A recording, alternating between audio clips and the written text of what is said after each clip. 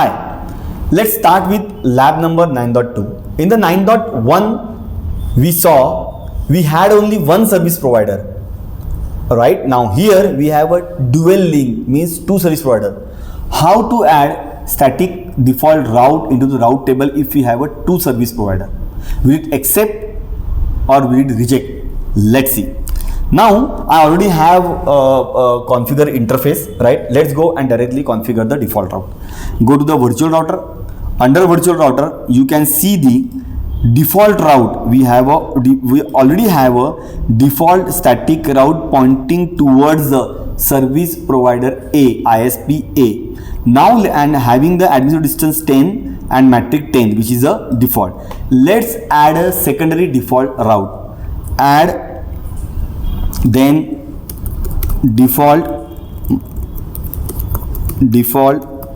route ISP B 0.0.0.0/0.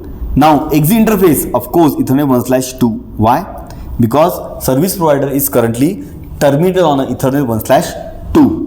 Okay, and next hop IP address 100.65.2.1, which is ISP B service provider IP. Okay, click on OK, right? And now we have added a two default route having a two different exit interface and two different next hop address, but administrative distance and metric is the same. Let's see whether firewall will accept or firewall will reject. Definitely it will reject. Okay, and just try to commit the configuration and you will see the result. Failed. See, in the virtual default, the static route, default route ISPBA metric values 10, not unique among the static route to destination 0.0.0. Why? Palo Alto will not accept the same destination route with the same metric. No, it will not. I will tell you how, right? But let's go and change the metric of ISPB. Click on the default route and change the metric 20, right? So what happened? Now both the default routes added statically, so administrative distance 10, and top route, which is the ISP A having metric 10 and ISP B having metric 20. Definitely it will accept. Okay, and click on the commit. Yes, firewall accept the two default route having a two different metric. Go to the more runtime stat and see the forwarding table. In the route table, right, you can see the I told you, right, you can see all the possible routes. See 0.0.0.0. okay, 0.0.0.0. next stop 100.64.1.2 metric 10, and one more possible route we have 0.0.0.0 metric 20. But if you go and look at the FIB forwarding table, you will see only one single route. Clear? Okay. Go to the forwarding table. Here you go. You can see the only single route, right? Why? Because ISPA next stop having metric 10. You cannot see metric over here, right? You can, whatever metric, AD, everything you can see it over here, routing table. But here you will see the base part. Why? Because it's a forwarding table. UG means up and gateway. Perfect. Now one more thing, right, guys? Let's do one thing.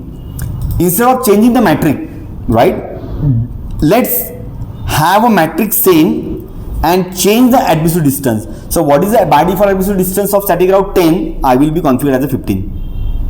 Now in this case I metric of both the default route is 10, but administrative distance is for first route is 10 and second route is 15. What will happen? Will it accept or will it reject the our configuration? So let's go and commit the configuration and we'll see the result. Failed, right? Even though you have changed the administrative distance, right, but still it will look at the metric. Via ISPA static default route metric is administrative distance is 10. Via ISPA static default route metric is 15. right? Admission distance is 15, sorry, my bad, AD is 15. And what about a metric? Metric is 10 and 10. Palo Alto will not accept. Palo Alto always look at the metric, not the AD. In case you have a one, if in case you are receiving multiple routes from the dynamic routing protocol and the same routes from the static, in that case definitely it will compare the additional distance, but here it will not. Look at over here, you will see the error, right? Metric value 10 is not unique among the static route, so not makes sense to configure the additional distance in order to select the base path. You have to always manipulate your metric. Clear? Okay, now but I want to install the both route into the routing table irrespective of same metric, right? I want, right? How? So there is a one more method, right, guys?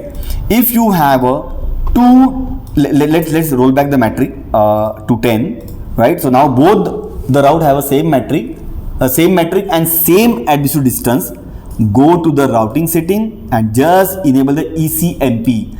Once you enable the ECMP, your firewall will consider two different static route having the same destination with the same metric, but you have to enable the ECMP. What is ECMP? Equal cost multi-path, means it will load balance the traffic.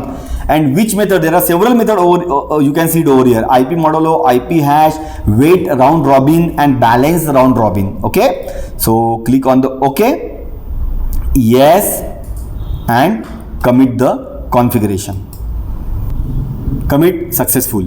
So now after ECMP, firewall has accepted both the default route. Go to the more runtime and there you can see the both router has been installed in the routing table.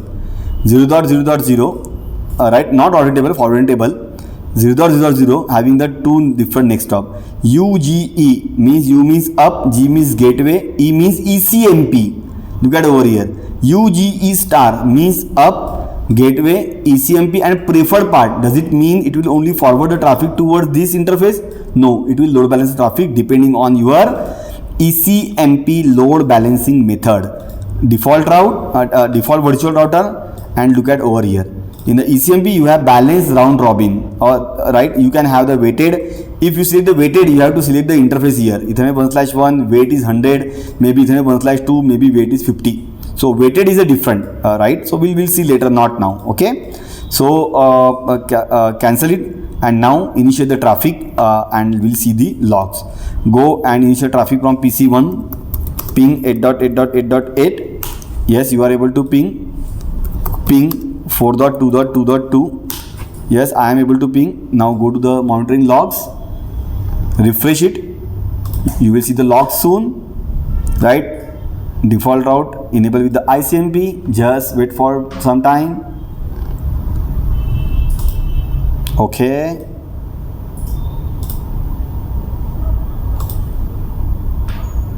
Yeah, we can see the routes. Okay. So both the destination is reachable via Ethernet 1/1, Ethernet 1/2. Okay, do one thing. Let me select the one more machine, maybe machine PC3, and from there let me check. Maybe 4.4.4.4. No, it's not a valid IP address. Prasad, come on. 4.2.2.2.2. Yes. No. Oh, okay. Now I got a reply. I sent something packet drop. And let's see the result. It should come. Okay, again 13 also via egress interface Ethernet 1/1. But if you look at the route, Ethernet 1/2 saying preferred route, but I don't think I had tested so many times. Yeah, see here. Now you can go 10.1.10.13.